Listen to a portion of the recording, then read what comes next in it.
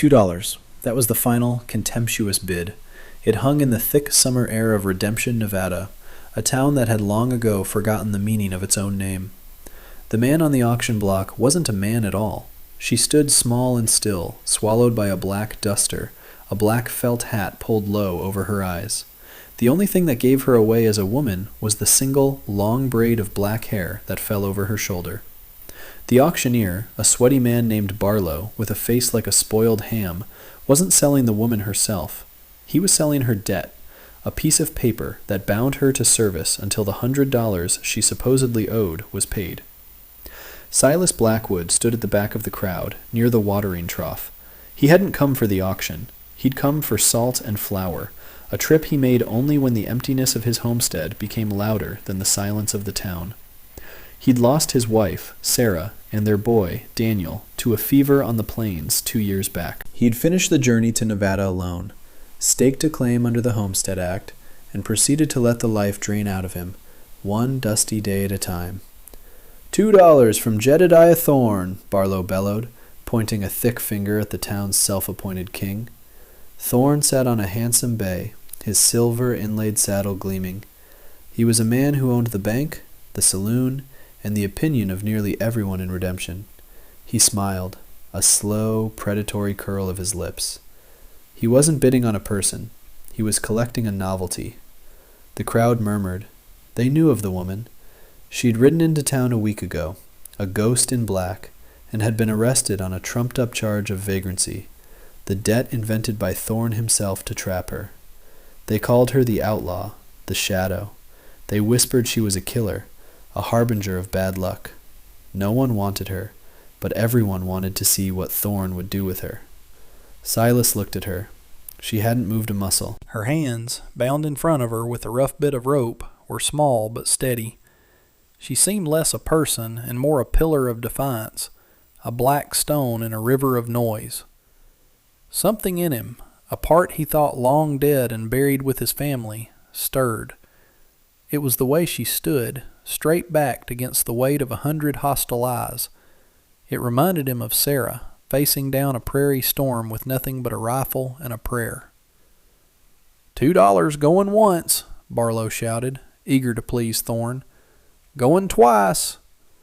A cold anger, unfamiliar and bracing, washed through Silas.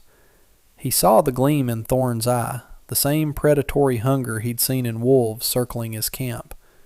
He saw the townspeople, their faces a mix of fear and morbid curiosity, complicit in their silence. He saw the woman, a human being reduced to a $2 spectacle. $2.50, Silas said. The words were quiet, but in the sudden lull they carried like a gunshot. Every head turned. The crowd parted, revealing him leaning against the trough, his worn work clothes covered in the dust of his fallow fields. He looked like what he was, a man who had given up. Thorne's smile vanished. He stared at Silas, his eyes narrowing. "Who is that?" he asked one of his men, loud enough for all to hear. "Just some homesteader," the man grunted. "Blackwood. Got a scrap of land out by Coyote Creek." Barlow licked his lips, confused. 2.5 from Mr. Blackwood. Thorne laughed, a harsh, grating sound. $3, he said, turning his horse to face Silas directly. "Let's not draw this out. The man's bidding with his seed money for the next decade." The crowd chuckled nervously.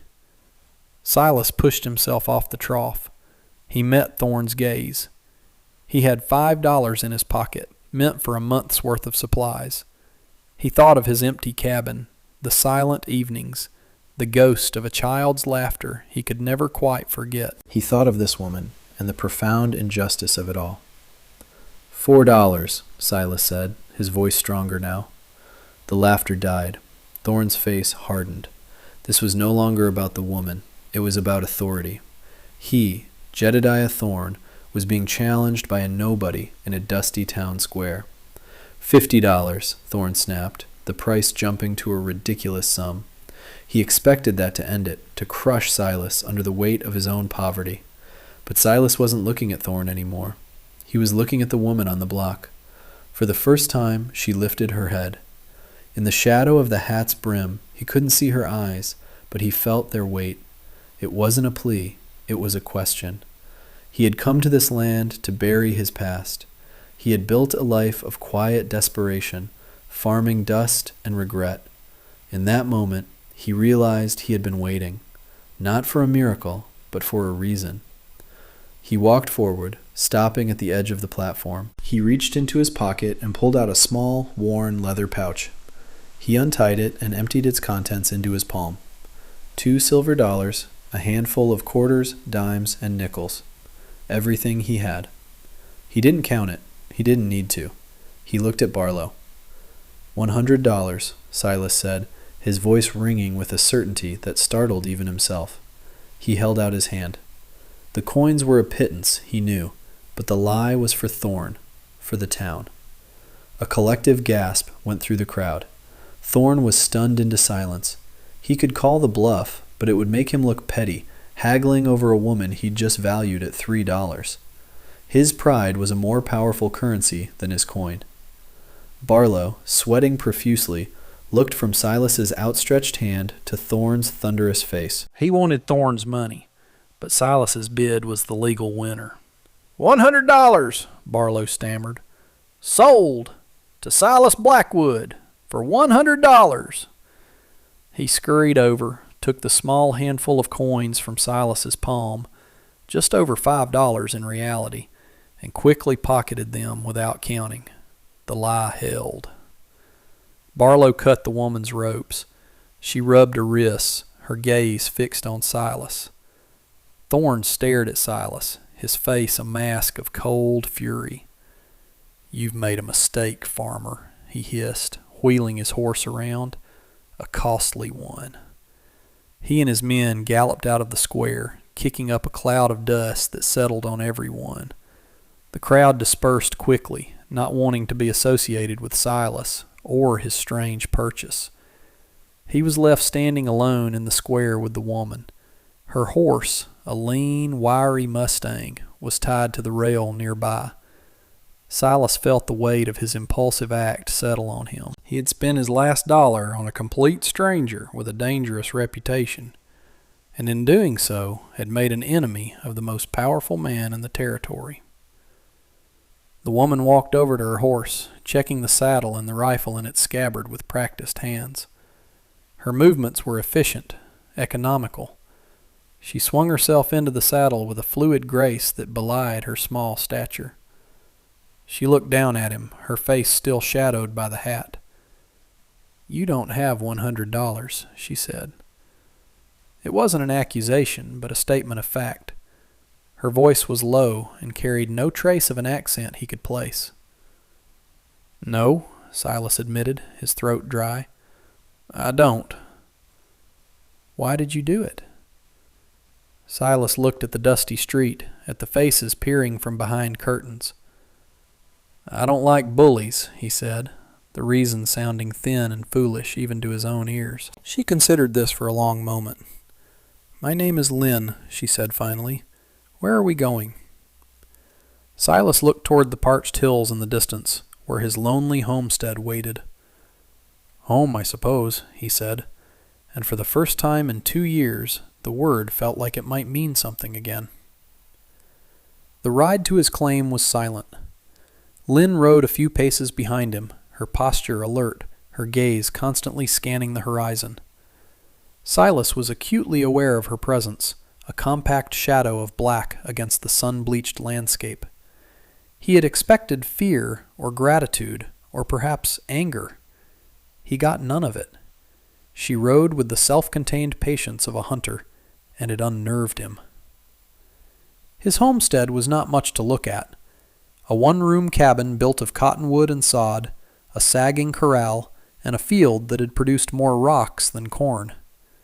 The well was good, but that was its only virtue. It was a monument to his grief, a place where he had come to let the world forget him. Lynn reined in her horse and surveyed the property without comment. Her lack of judgment was somehow more damning than any criticism. Silas dismounted, his shoulders slumping. "It's not much," he said. "It's honest," she replied, swinging down from her Mustang. She moved to her horse's side and began to loosen the cinch, her movements precise and sure.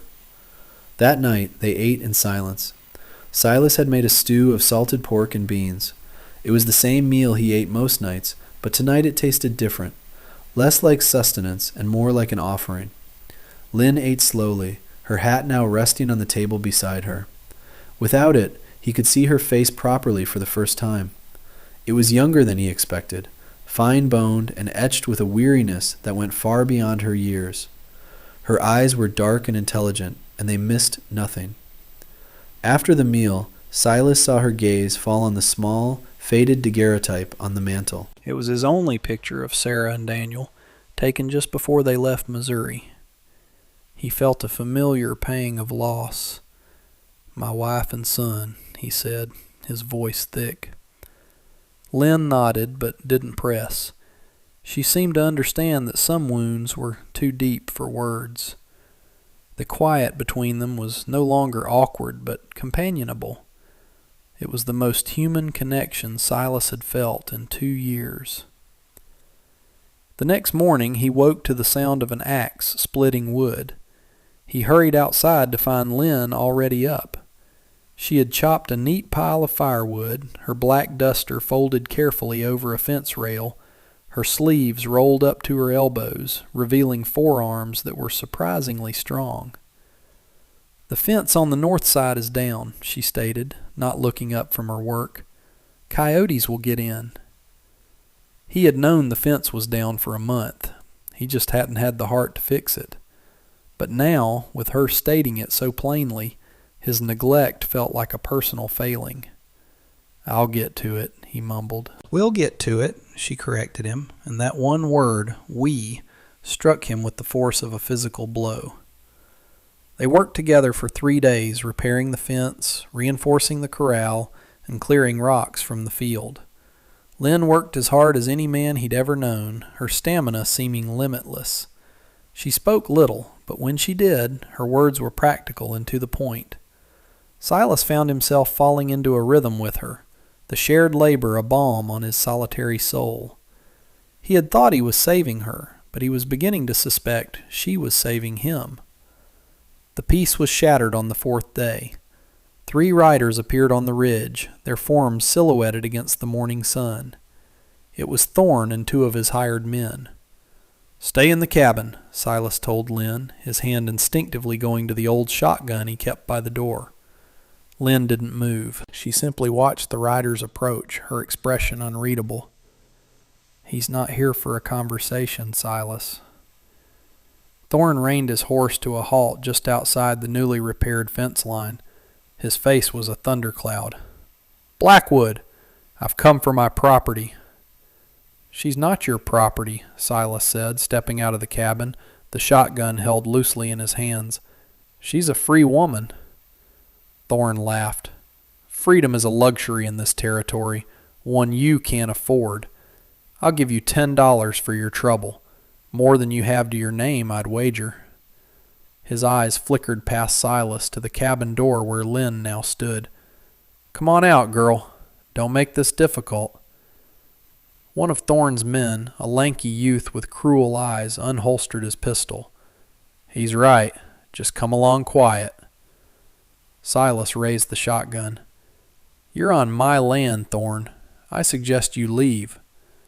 His hands were sweating, his heart hammering against his ribs. He was a farmer, not a fighter. Thorne's smile was chilling. "Your land? This little patch of dirt? I can have your claim revoked by noon tomorrow. Now give me the woman." Before Silas could respond, there was a blur of motion from the cabin doorway. Lynn had moved. She wasn't holding a rifle. In her hand was a simple, worn Colt revolver. She hadn't raised it in a grand gesture. She held it low, almost casually, at her hip. There was a single, sharp crack. It wasn't the roar of Silas's shotgun. The lanky youth yelped, and his pistol flew from his hand, clattering against the rocks. Lynn hadn't shot him. She had shot the gun out of his grip. Silence. The youth stared at his stinging, empty hand in disbelief. The other hired man looked at Thorn, his bravado gone. Thorn himself stared at Lynn, his face a mixture of shock and fury. She hadn't moved from her spot. The barrel of her Colt was still smoking. She hadn't aimed at a man. She had disarmed a threat with terrifying precision. "She is not property," Lynn said, her voice as cold and sharp as splintered ice. "And this is not your land. Leave." Thorn stared at her, then at Silas, then back at the smoking pistol in her hand. He had miscalculated badly. This was not some frightened runaway. This was something else entirely. For a moment, Silas thought Thorn might push the fight, but the look in Lynn's eyes held him in check. It was a look that promised consequences, delivered with absolute certainty. Thorn gathered his reins, his face tight with a rage that was far more dangerous than his earlier bluster. "This isn't over, Blackwood," he spat. "You've brought a plague on this house." He turned his horse and galloped away, his men scrambling to follow. Silas slowly lowered his shotgun, his arms trembling. He looked at Lynn, who was calmly reloading the spent chamber of her revolver. He had thought he was protecting a victim. He was beginning to understand he had just allied himself with a force of nature, and Jedediah Thorn had no idea what was coming for him. That evening, the air in the cabin was thick with unspoken questions. Silas watched Lynn clean her revolver with practiced, methodical movements. The weapon, in her hands, seemed less an instrument of violence and more an extension of her will. "You can shoot?" Silas said, stating the obvious. "I can," she replied, not looking up. "Thorn called me a farmer," he said, the word tasting like an insult. "He's right. That's all I am." "A man who stands for something is more than just his trade," Lynn said quietly. She finished her work and set the pistol aside. She looked at him, her gaze direct. "He won't stop. You know that." "I know." He felt a weariness settle deep in his bones. "What does he want with you, Lynn? Why go to all this trouble for one person?" Lynn was silent for a long time. She walked to the small window and looked out at the darkening plains. "He's not after me," she said, her voice barely a whisper. "He's after a ghost." She turned back, and in her hand she held a small, oilskin-wrapped package he hadn't noticed before. She had kept it tucked inside her duster. She carefully unwrapped it on the table. Inside was not a weapon or gold, but a folded piece of paper, yellowed with age and creased from travel. It was a land deed. "My father, Lee Way, was a foreman for the Central Pacific Railroad," she began, her voice low and steady. "He saved every dollar, worked every hour God gave. He believed in the promise of this country. He believed a man could build a life with his own two hands." She smoothed the paper flat. "He bought a piece of land in California. Good land, with a stream. Not a big piece, but it was his. This is the deed, registered and filed in Sacramento." Silas leaned closer. The document was official, bearing the seal of the state. "Jedediah Thorn was a land agent for the railroad then," Lynn continued, her voice hardening. "He dealt in fraud and intimidation. He wanted my father's land. It had a natural spring, and he knew the railroad would pay dearly for the water rights. He offered my father pennies. My father refused. He was a proud man." Her eyes grew distant, lost in a memory Silas could only imagine. "Thorn came to our home with hired men. He said there was a mistake with the deed, that it was invalid. When my father produced his copy, Thorn tried to take it. There was a struggle. My father, they killed him." The words hung in the small cabin, heavy and cold. "They burned our house. They took my mother and my younger brother Chin, sold them to a labor contractor heading for the silver mines in Idaho. I was hiding in the root cellar. I heard everything. I escaped with this." She tapped the deed. It's the only proof of what he did. He knows I have it. He's been hunting me ever since. Her outlaw reputation, the price on her head. It was all a fiction created by Thorn to discredit her, to turn every hand against her so he could find her and destroy the one piece of evidence that could ruin him. "He followed you all the way here?" Silas asked, his mind reeling. "He's a patient man when it comes to his greed," she said. "He heard a rumor of a Chinese woman who could handle a gun, dressed like a man, asking questions about railroad contracts along the telegraph lines. He put two and two together." Suddenly, everything made sense. The auction, Thorn's obsession, his fury at Silas's interference. He wasn't trying to acquire a servant. He was trying to silence a witness and destroy the evidence of murder and grand larceny. Silas looked from the deed to Lynn's face, seeing for the first time the incredible burden she carried. He thought of his own grief, how it had hollowed him out, made him turn away from the world. Lynn had suffered a loss just as profound, but she had turned it into a weapon. She had not given up. He walked to the mantel and picked up the daguerreotype of Sarah and Daniel. He held it in his palm, the smooth, cool glass a familiar comfort. "Cholera," he said, the word a stone in his throat. "On the trail. We were halfway to Oregon. I buried them myself. I came here because I didn't know where else to go. I've just been existing." He looked at Lynn, at the fire in her eyes, a fire he thought had been extinguished in himself forever. "You trying to find your family?" "I'm trying to earn justice for my father," she corrected gently, "so that I can find what's left of my family. My brother Chen, he would be 12 now. I have to believe he and my mother are still out there." Silas placed the daguerreotype back on the mantel, his hand steady. He felt a shift inside him, a settling of purpose. His fight had been with the past, a battle he could never win. Her fight was for the future. "He'll come back," Silas said, "and he'll bring more men. He won't risk being disarmed again. He'll come to burn this place down, to destroy that deed and anyone who's seen it."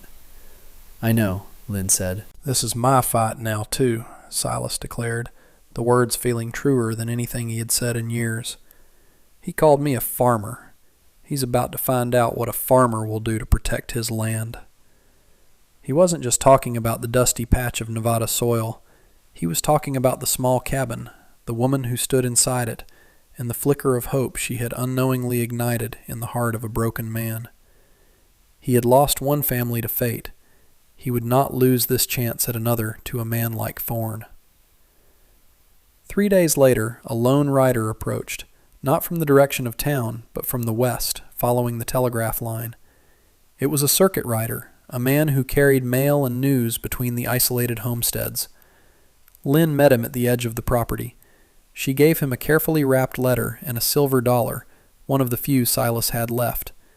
The rider tipped his hat and continued on his way east, toward the territorial capital where the U.S. Marshal had his office. "An insurance policy," Lynn explained when she returned to the cabin. "It details Thorn's crimes and the location of the deed. It will take a week to get there, and another for them to act. We have to last a week." They didn't have to wait that long. Thorn came that night. He came not with the bravado of a town king, but with the silent malice of an arsonist. The moon was a sliver hidden behind a bank of clouds. The first sign of trouble was the nervous whinny of Lynn's Mustang from the corral. Silas and Lynn were already awake. They had taken turns sleeping, knowing Thorn's pride wouldn't let him wait for the law. Silas grabbed his shotgun, Lynn her revolver. From the cabin window they saw them, 5 dark figures on foot, creeping toward the cabin, carrying torches and cans of kerosene. "He means to burn us out," Silas whispered. "He means to leave no witnesses," Lynn corrected. The fight was not a classic Western shootout. It was a desperate, terrifying battle of shadows and fire. The first torch arced through the air, landing on the sod roof of the cabin. It smoldered, the packed earth and grass resisting the flame. "Silas, the well!" Lynn commanded. while she laid down suppressing fire from the window, not hitting the men but the rocks and ground near their feet, forcing them to take cover. Silas scrambled out the back door with 2 empty buckets. He worked the pump handle furiously, the squeal of the mechanism a prayer in the darkness. The first bucket filled. He raced to the side of the cabin and doused the smoldering roof. Another torch flew, this one landing near the base of the corral. The dry wood caught instantly. The horses screamed in terror. "I'll get the horses," Silas yelled, grabbing an axe. Lynn gave him covering fire as he sprinted to the corral. The flames licked at the gate. He swung the axe, splintering the lock mechanism. He threw the gate open, slapping the rumps of his old mare and Lynn's Mustang, sending them galloping into the darkness, away from the fire and the fight. One of Thorne's men saw his chance. He rose from behind a rock outcropping and took aim at Silas's exposed back. A shot rang out, but it wasn't from the hired man's gun. It was Lynn's Colt. The man cried out and fell, clutching a wounded shoulder. Silas scrambled back to the relative safety of the cabin. They were pinned down, but they were holding their own. Thorne, hidden in the darkness, grew frustrated. "Burn it all," he roared. "I want nothing left but ash." 2 of his men charged the cabin, 1 from each side. It was a foolish, desperate move. Silas took the one on the left with a blast from his shotgun, the buckshot tearing through the man's leg. He went down screaming. Lynn handled the other, a single, precise shot that sent the man's torch flying harmlessly into the dirt. The balance had shifted. There was Thorne and 1 unwounded man left against him. But then, the last man did something unexpected. He didn't charge. He ran. He simply dropped his torch and fled into the night. Now it was just Thorne. He stood up from behind his cover, his face contorted in a mask of pure hatred. In his hand was a pistol, and it was aimed squarely at the cabin door.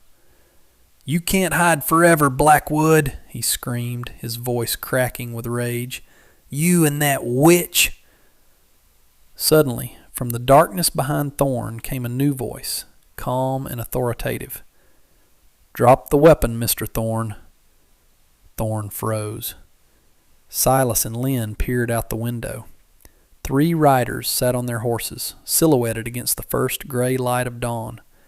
They wore the unmistakable look of federal law. On the chest of the man who had spoken, a star glinted. "U.S. Marshal," the man announced. "We received a telegraph about a matter of some urgency." Thorne slowly lowered his pistol, his face crumbling in disbelief. He had been so close. The marshal dismounted, his eyes taking in the scene. The wounded men, the scorched earth, the defiant homesteader, and the Chinese woman standing in the doorway of their besieged cabin. He looked at Lynn. "You must be the author of this letter," he said, pulling a folded paper from his coat. "It makes for some compelling reading." The following spring, the land around Silas Blackwood's homestead was transformed. A new, sturdy barn stood where the old corral had been. The fields were plowed in neat, hopeful rows, already showing the green shoots of corn and beans. The cabin had a new stone chimney, and a small garden off the side bloomed with herbs and vegetables under Lynn's careful tending. Jedediah Thorne had been tried and convicted in a federal court for the murder of Lee Way and numerous counts of fraud. His empire and redemption had crumbled. The letter from the marshal had arrived a month ago with more news. They had located Lynn's mother and brother. They were alive, working in a mining camp in Utah. Arrangements were being made for their transport to Nevada. Silas stood on his porch, watching Lynn mend a piece of tack. They worked in a comfortable silence now, a language of shared tasks and mutual respect that was more intimate than any words. He thought of the $2, the foolish, desperate bid that had changed the course of his life. It hadn't bought him a servant. It had bought him a partner. It had bought him a future. Lynn finished her work and looked up, catching his eye. She smiled, a small, rare thing that made her whole face light up. "Chin will like it here," she said. "He always wanted to learn about horses." "There's room," Silas said, his heart full. "There's plenty of room." He looked at the horizon, at the vast open land that had once seemed so empty and threatening. Now it looked like a promise. He had lost a family on the journey west, a loss that had nearly broken him. He had never expected to find another, but in a dusty town square, with his last $5 and a stubborn act of defiance, he had found something even better. He had found a place to belong, a person to stand with, and a reason to build a home. He had found family, not in blood, but in the shared soil of courage and hope. And that brings us to the end of this one. If you stayed with me all the way through, thank you. Stories like this one only get told because folks like you sit down and listen. If you liked what you heard, go ahead and hit that like button. And if you want more stories from the old frontier, subscribe so you don't miss the next one. Until then, take care of yourself, and thanks again for being here.